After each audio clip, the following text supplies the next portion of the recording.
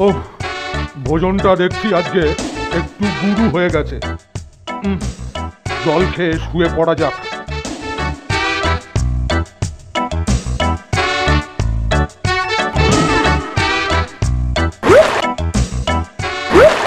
আরে গায়ে জল পড়ছে, এর মধ্যে আবার বৃষ্টি এসে গেল নাকি? আকাশ তো পরিষ্কার, আর বৃষ্টি পড়লেও অত দূর যাবে কি করে? জানলায় ছিটকিনিও নেই, যত সব ঝামেলা।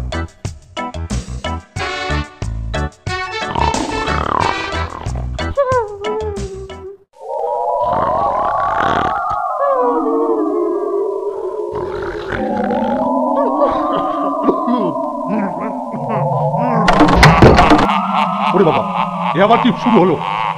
কি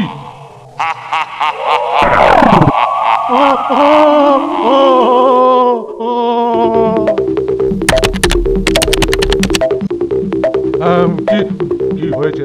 আপনি গোঙাচ্ছিলেন স্যার? আমি গোঙাবো? তোরা বোধহয় ভুল শুনেছিস। ভাবলাম আপনি ভয় পেয়েছেন। আমি ভয় পাবো?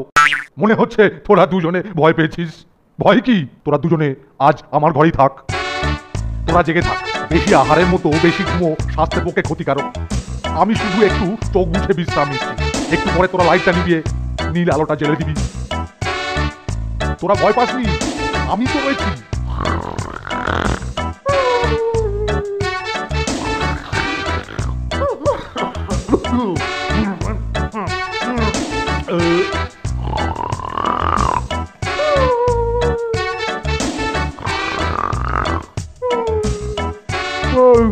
মাথায় হাত বুলিয়ে দিচ্ছিস? হ্যাঁ দে, ভালো করে দে। তোদের যতটা খারাপ ভেবেছিলাম ততটা তোরা খারাপ নস দেখছি। দে, ভালো করে মাথায় হাত বুলিয়ে দে। কিরে আবার থামলি কেন? বেশ তো বুলোচ্ছিলি, আর কিছুক্ষণ বুলো, তারপর না হয়।